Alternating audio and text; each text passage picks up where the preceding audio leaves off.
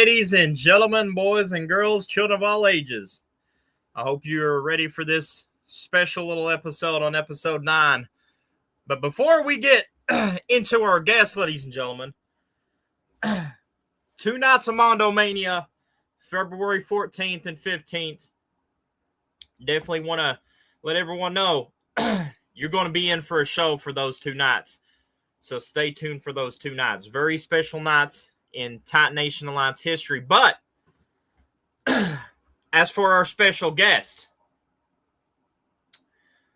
are you guys ready? Because, ladies and gentlemen, I'm bringing in a very special guest. We are bringing in the one and only King Dominator. Everyone welcome the only king in e-fetting that is respected and has a higher level of performances and is noticed. And he's the most hated because he's the most shrillest king in the room. How you doing? King Dominator makes his appearance on episode 9. Welcome, King Dominator. I mean, it does feel great to be as a special guest for this episode. Originally, it was supposed to be an Ingenious Kingdom scenario, but, you know, there was a reason why he hasn't showed up, which is the one and only Combat Genius. Because we were going to talk about the career, and I know it. I will talk about his career alongside myself, because if anybody knows Genius's e-fed career, when it comes to the AI versus AI League, it's none other than myself.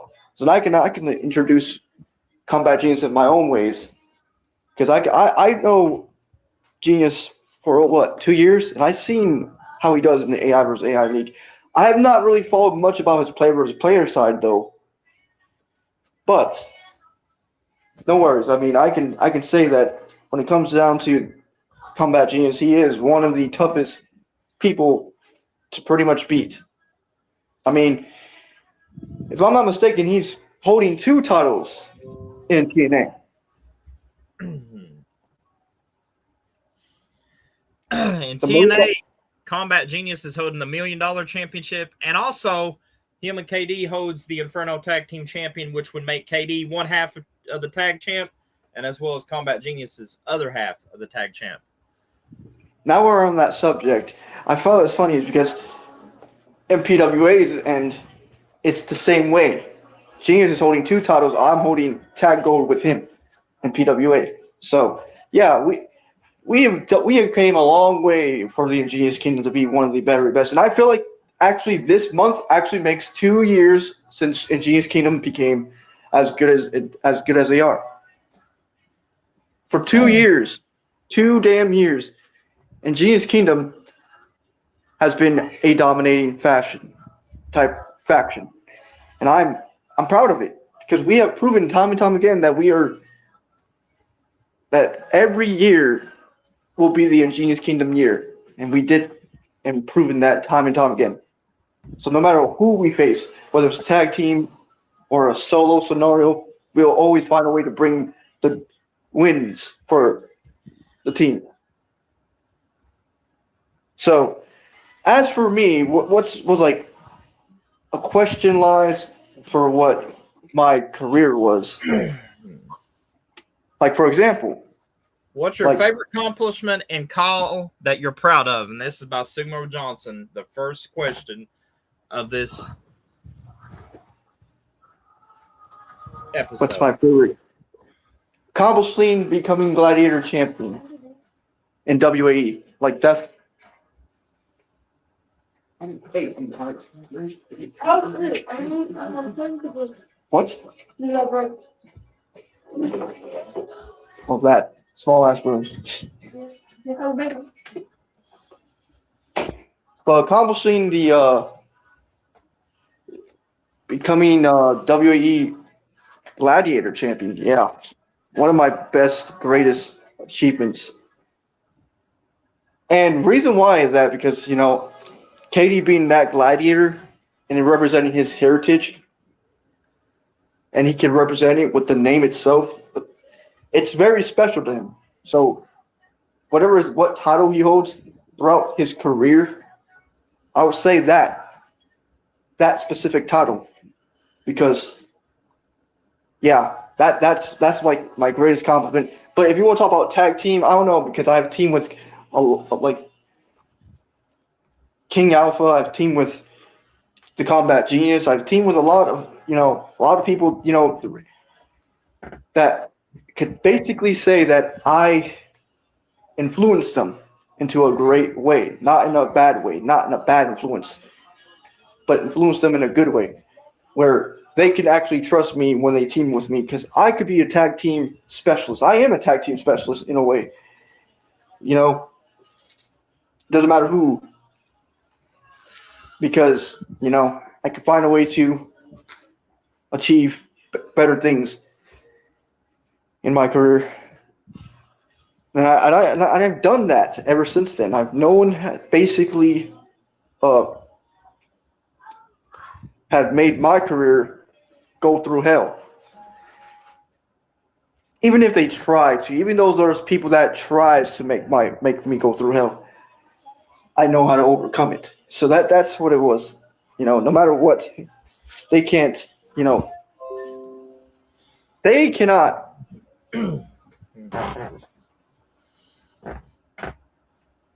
put me down. What I'm trying to put it. That's how I'm gonna put it. No matter if it's the doubters, no matter if it's the haters, or they cannot go through what I've gone through. That's what I'm trying to put it. Now we got another question here. What's your favorite match of TNA? I'm guessing that wrestling fans talking about Top Nation Alliance or maybe Total Nonstop Action.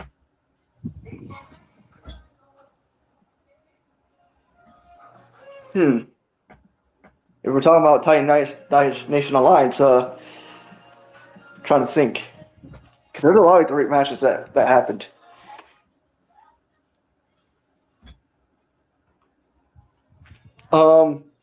I do like the Rick Longfellow versus Alex King match. That Iron Man match. Like, I know I can't really say much about how either myself and Genius singles because there's time we had a rough time, but we started to get back to ourselves again because I feel like when those times when we lost those matches left to right, I feel like as we basically, it's just we haven't. Everyone has a bad day, right? Some people have a bad day and they're not even themselves. So it's like tough in a way. So yeah, that's all I'm gonna put at that part. So DJ Chaotic under the Chaotic TV network, he says, "Here's a question to KD. What do you feel like it's going to take to involve the EFED community and have a good structure for shows out there?" And this is by DJ Chaotic. I feel like it's going to take. I don't know. It depends. It just depends on certain people that don't start their bullshit or whatever. Like, as long as we have good EFED owners that can actually, do their jobs and mainly do what they are meant to be doing and not be toxic, then that's a great environment for the EFED community, in my opinion. Like, I just feels like we need EFED to be as good as it should be and not, be filled with dramatic, toxic crap and leave that shit out the door. Like, in my opinion, I feel like that's what we should do. Because, man, for me in general, I feel that this whole drama stuff that's been going on since, man, when I experienced drama for the first time was back in, 2021? And it just continues, man. It's like a non-stop scenario. Like, it continues over and over and over. It's like a broken record at this point. And I am tired of it. I mean, I agree with you, KD. It feels like the drama is kind of like a disease. You got this you know, it's kind of like a disease of like sickness. It's like one of those diseases that you get rid of it for a while and it just keeps coming back because, you know, we got some haters that just don't want to listen when we say we are drama free over here, and they want to keep on doing their negativity and their childish crap. I mean, Kevin Impact, you know, great guy, by the way. JTV, go check him out. As I'm going to say what he would say. Why would you stoop to their level when we already know that you're better than that? That's something Kevin Impact would tell me. And I try to tell everybody that. Why would you stoop to their level knowing that they're going to be negative? You know, it's just like you try to help somebody that's going to rob a bank, but you give him a gun, and guess what? He's still going to be the bank robber. He's still going to do that. So, I mean, why would you try to help people that's going to keep on doing the same thing? Exactly. They will never listen. They will just continue to do the same BS over and over. And you know, unlike them, we're better than that. We try to solve a problem. We try to be the problem solvers, not problem causers. And that's a fact. Like we just know we're just not drama. And that's the thing. People are just mad because they're the ones that are toxic and they just don't want to, you know, they just want to point the toxic on us when we're just proving that we are the innocent ones. Truly. And it's just bear the fact that there's a lot of toxic motherfuckers around here that do not understand. And they don't even like it, like DJ stated. They don't pay their dues to know what real hard working is in the EFA community. Until they can actually pay their dues and do the hard working for the EFA community, then your call is not considered a legend. If they don't do the hard works and basically show out, they're not what they say they are. So until you can actually pay your dues and have hardworking scenarios and actually do your job, then never claim yourself a legend. That's how I put it. Because, man, like I feel like we deserve better. I'm glad. Ladies and gentlemen, I'm going to go back to what DJ Chaotic said here before I introduce this guest in the studio.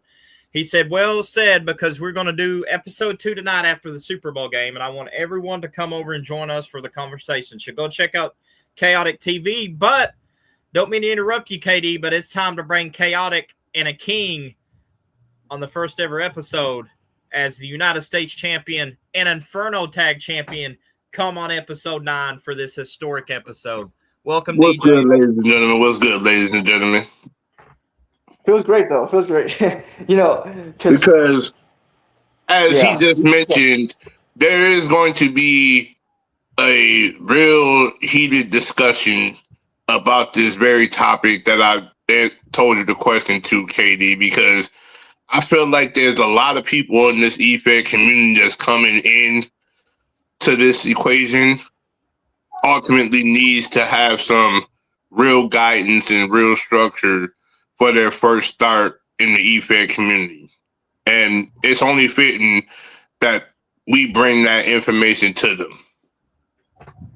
Yeah, we've been talking about it not too long ago, how we just gotta have to take care of this toxic situation. Exactly. And it has become a toxic situation because individuals don't know their place and they don't know how to act in this community. It feels like more and more people I see are ruining the community more than evolving the community. Yep.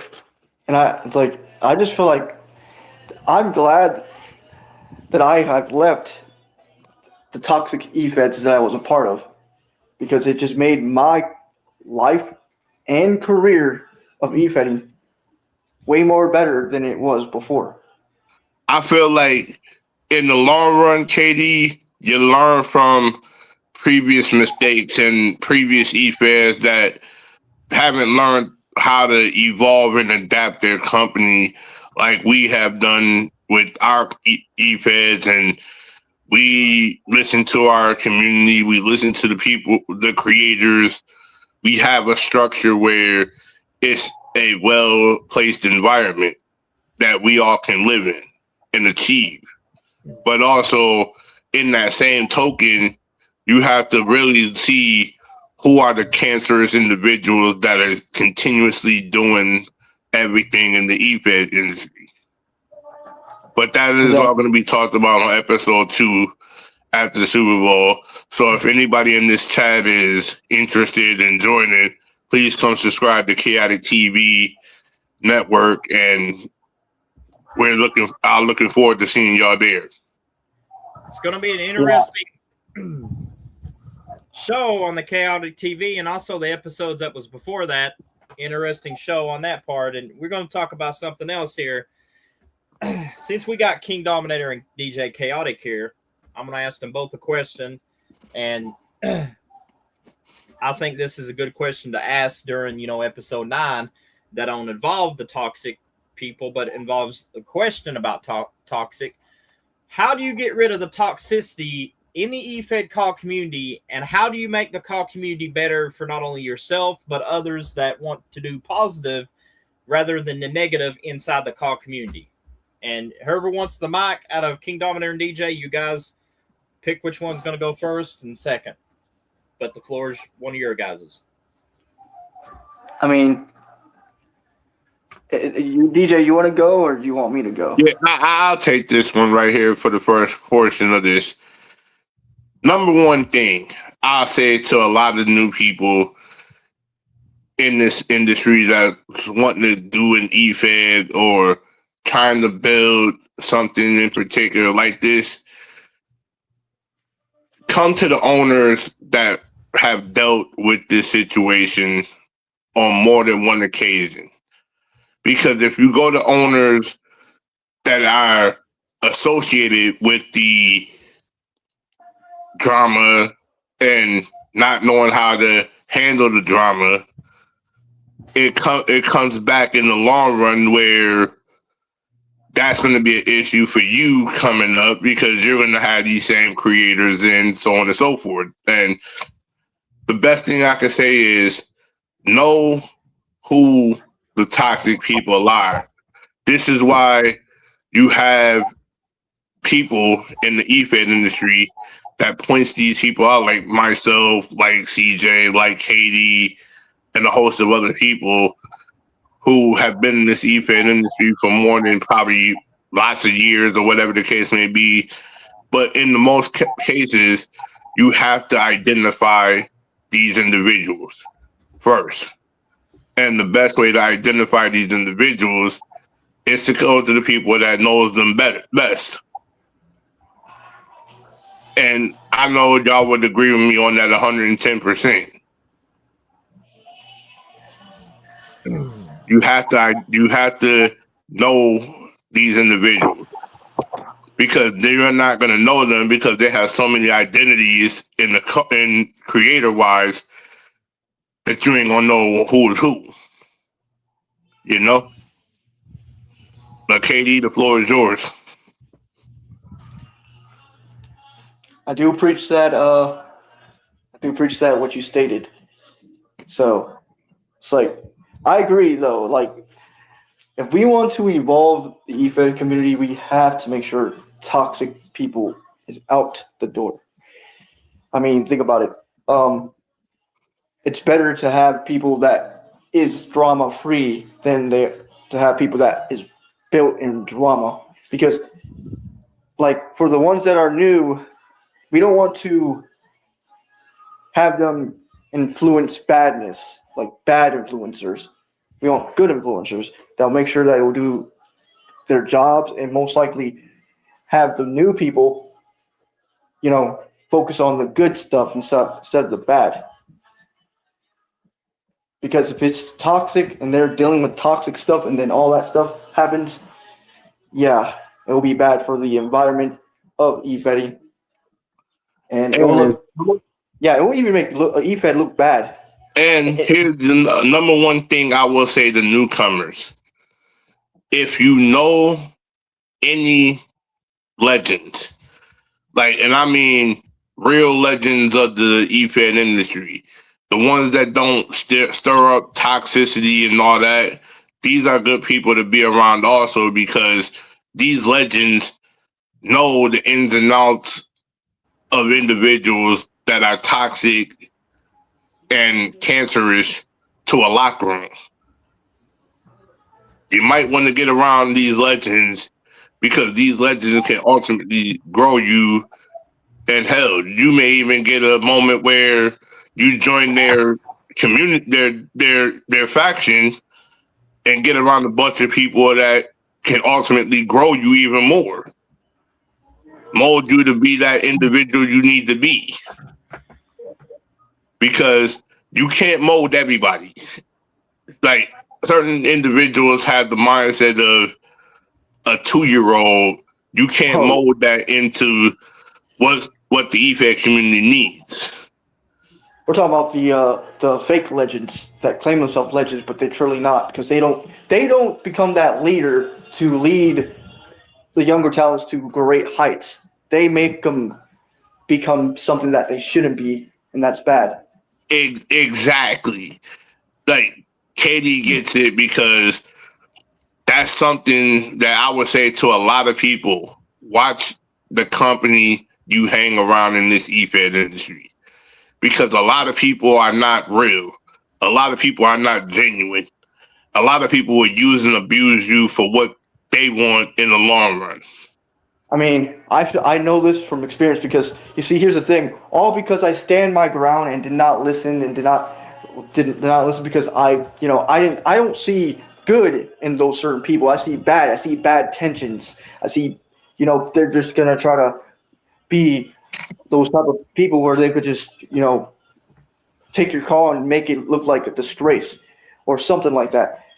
I made sure to be around legends that can actually make me rise to the top, not to the bottom, not drag me down, just put me down and all that other crap. Because I go to the ones that are real and not fake. That's a whole fact, because in most cases you gotta know the real to identify real. Like you can go through and see the fake toxicity individuals because of how they operate and how they act. I mean, I'm going to give you a huge shout out here. Shout out to SRWO. Also, shout out to AHW and APW. Shout out to JTV. Those companies right there is what's making a difference in the call community, as well as mine is PWA also, and DJs, which is KXN. But we are making a difference, is what KD and DJ was saying. But continue, DJ and KD, what you guys was talking about. Yep. I mean, those EFEDs that was just mentioned, these are the ones that are making an impact on a lot of things moving forward. And I feel like if you're coming into this community, starting with whatever, if you're going to start with 2K26, I would strongly, and I mean strongly, get in touch with anybody that's associated with these EFEDs, because these are the EFEDs that's going to continuously grow and be impactful for the foreseeable future, because you don't have too many real EFEDs that will give you that attraction, because any real these EFEDs that we mentioned, we go to our roster. We'll go talk to you like an individual. We're gonna set you in motion where you need to be, because not too many EFEDs don't talk to their roster. A lot of EFEDs play the favoritism game, and we all know about the favoritism game, fellas. This whole favoritism thing is what's killing the narrative of the EFED industry. And I'm not sitting back saying it's any of ours, but no, we have some EFEDs out here that strongly plays favoritism with everything. Now, I want to bring something up here that is moving the conversation forward. Yesterday, we had a band member that died. 3 Doors Down band member Brad Arnold. I want to get your guys' intake on that, as that is huge news for like music legends. I want to get yours and KD's thoughts on that. Now, go ahead, KD. All right, go. Okay. So it did suck he died because I heard he was one of the best singers out there, and unfortunately, I did say prayers to this man and to his family. He will be missed, but he's in a better place now. Like, I will say this. I mean, I may not been a huge fan of this guy. I mean, I only heard maybe one song. I think it was the Superman song that they did, if I'm not mistaken. Yep. But I have to get more in depth with it. But it's sad to see a music icon of this nature pass away like this. But prayers go out to his family at this time. Now, going back on a comment here, Mark Banham said IWA was all about favoritism. So what do you guys think about the comment that Mark Banham posted? I mean, I'm still a part of that company, so I don't really, Mark. I don't really have nothing about that to say about that. Maybe some perspective people would say that. I don't. I mean, I've not been champion there yet, but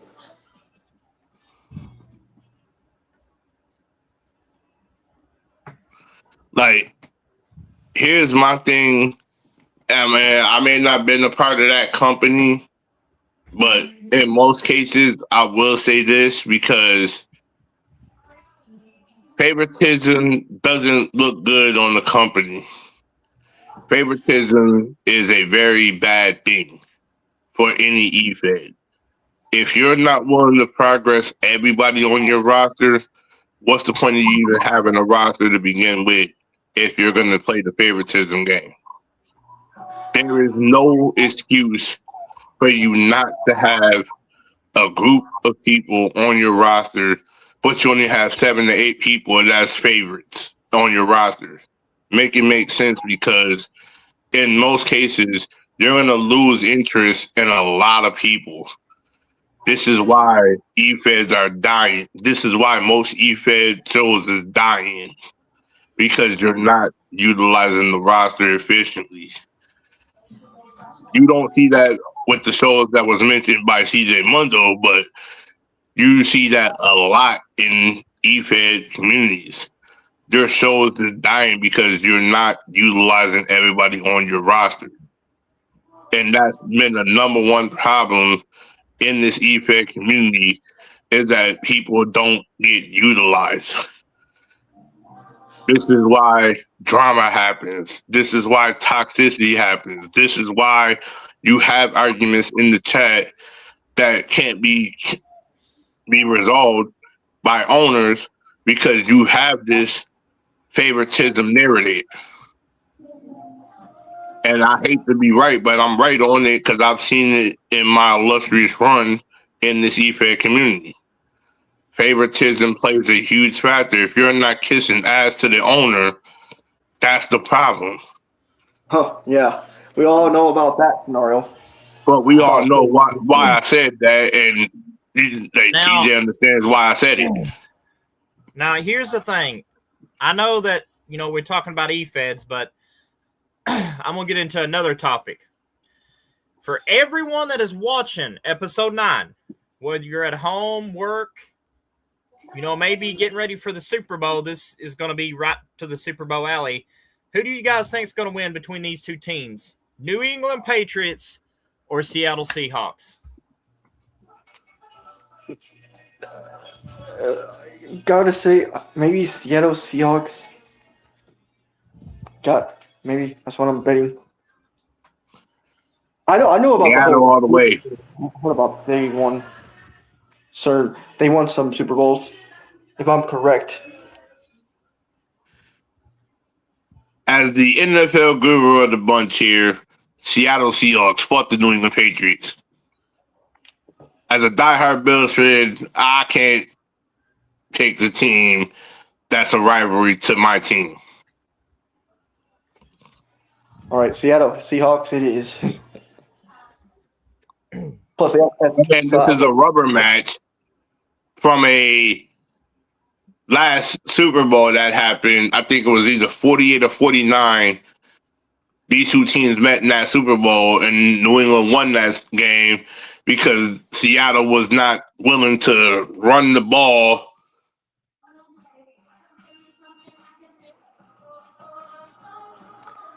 But I'm going to let y'all boys go because I got things to go take care of, content to do, and all that stuff. So it was nice being on here. So I'm going to let y'all do y'all thing. And stay tuned for later because we're definitely diving into more of the scenario. Oh, yes.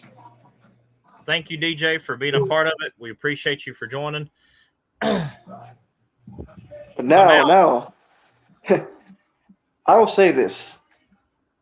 Okay, so if we're still onto that topic, that whole, toxic drop, I feel that, yes, for words from wisdom, you all should understand one thing, and that is to make sure if you're going to join an eFed, make sure it's the right eFed that's fitting for you and not a toxic one that would, make your character look bad or something like that.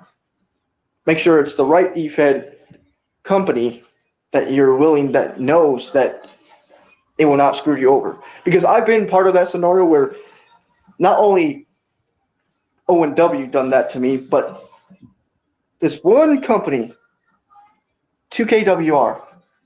So I'll tell you about that. That's the same company that wants to see KD in pain, that wanted to see KD get to torment in these matches because they put him in Ironman matches and make sure that they probably weaken his overall or something like that, and to make sure their favorites beat KD. So most of the time, you don't really see KD win because all they wanted to do was to make sure KD lose every time. And there was only time that I had to confront the owner or the channel owner, however you want to put it, to make sure that it was a fair fight. Because I had to, because I was tired of seeing KD being put in matches just to see the tormental. Here's what's going to happen. I'm going to introduce somebody, but before I do, I'm going to play a theme song to introduce them in. So, ladies and gentlemen, enjoy the theme song.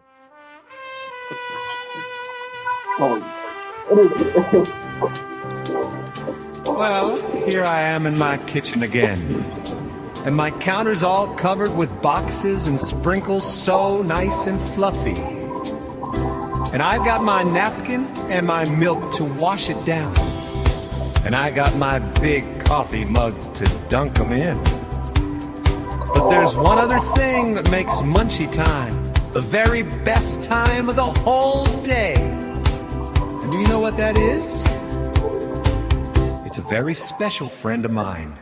My very favorite little pal, Ryan Storm La Foo Foo Donuts.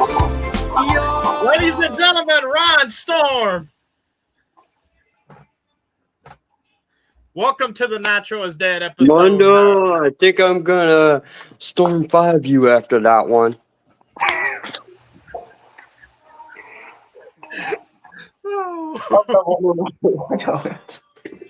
I don't know where those things been anyways. I don't know what the whole.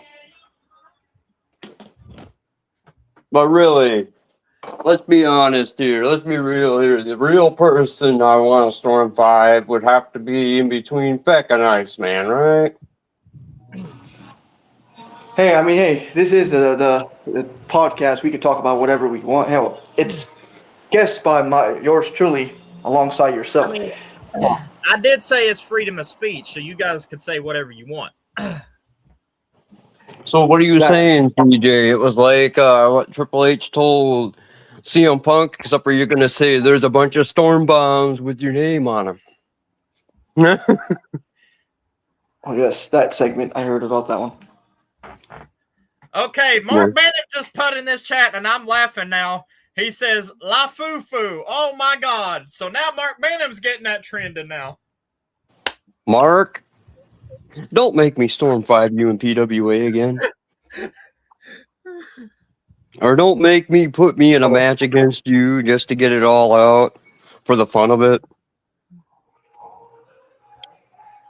That thing is it's trending worldwide.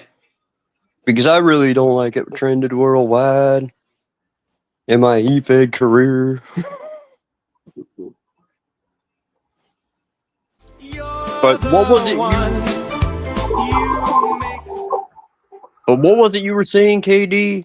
You were saying how people downgraded your car, they made you lose, they didn't want you to win. Yeah, Sounds like a couple of places I know. It's like it doesn't matter what if I'm. That's why I have to make sure when I'm in companies, I make sure I have to check their background to see if they're bad or good. Because it sounds like O&W and it sounds like C2CW, the two places that'll degrade your car. Yeah. And then they were like, "Oh, your character's trash, bitch. You're the reason why it's trash because you made it fucking. You probably fucked up the sliders or some shit. You did something. Because how did I on my end? Okay, Mark just said, "Don't start La Fufu Storm." All right, you want me to make it end up like your world championship was for a run, Mark? I think we need to put Mark in this chat. They could do a promo battle or some shit.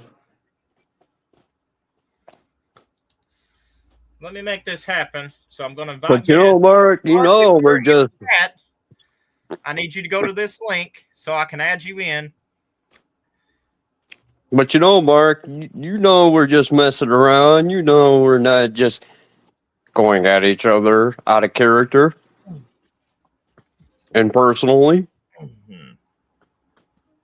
I respect you too much for that, brother. Mark actually joins. I'm going to love this episode on episode 9 if he actually joins. But besides the fact, KD,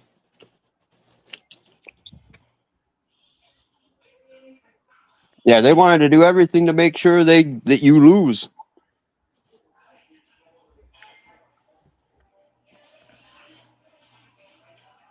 And what kind of E-Fed is that? It doesn't matter if it's like a company you mentioned before, whether it's 2KWR, O&W, or C2CW. They're both the same. And well, They limit you. I'm no longer part of those E-Fed, which is better because I actually thrive through being better than I was before. Plus, when I let somebody grab a title, whether it's before me or after I've held it, at least I don't rub it in. At least I don't, like, for example, CJ here. I was in Sunrise World Order. I was the first fighting champion for the Fighting Zone Championship. And then CJ comes in after he wins a few matches. He earns his way to it. He beats me. I don't rub it in. I don't get sour after he beat me. I looked at it like I kind of figured he was going to beat me, but I wasn't exactly sure how that match was going to turn out.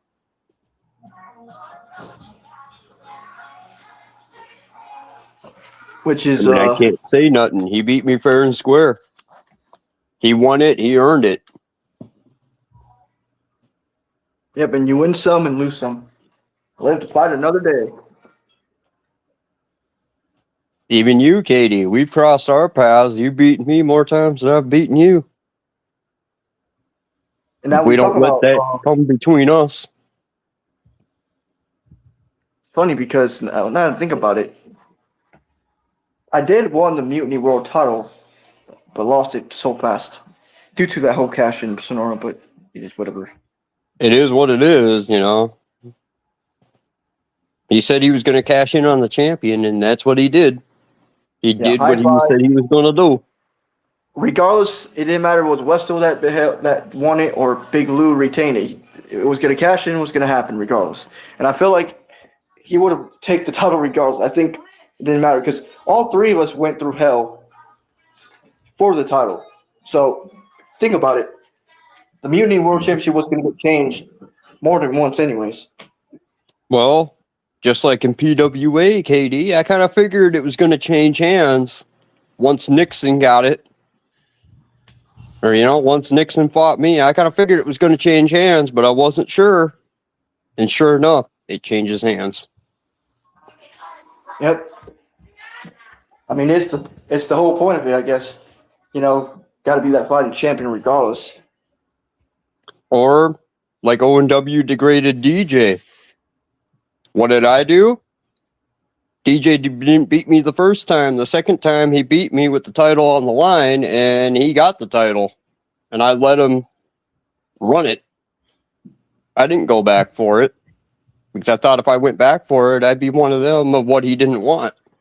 You know, the last time I was a part of, you know, the company you just mentioned, I've held 3 titles all at once. Apparently, when I was dominating with those 3 said titles, the owner himself didn't like it. So what he does, he made sure he find every single way to make sure he did. Those 3 titles are taken from me. Before I would have made my release because, well, I would have left regardless because I didn't feel like it was, you know, necessary to stay in the company anyways. Because I feel like they already got their third last strike anyway, so let this be the last strike. Boom. And that's what it was. I technically wanted to leave because I technically didn't feel comfortable being in the company. So it is what it is. I left because I felt like I won that O&W original world title, and that was the end. But yeah, I walked away. Same here. But you know, here, you know, I don't think, I mean, do I really have to say anything else? Why don't we just call this episode for the day, or unless Mark's coming in? I'll let that between y'all two if he does. Because I have nothing else to say. And I think this episode is a wrap for me. But I have to agree with KD since Mark ain't coming in. Episode's a wrap. Before we go, guys, I hope you enjoy this song. You make snack time lots of fun. Ryan Storm, LaFou. No. Oh, sorry, I clicked the wrong button. It's this song.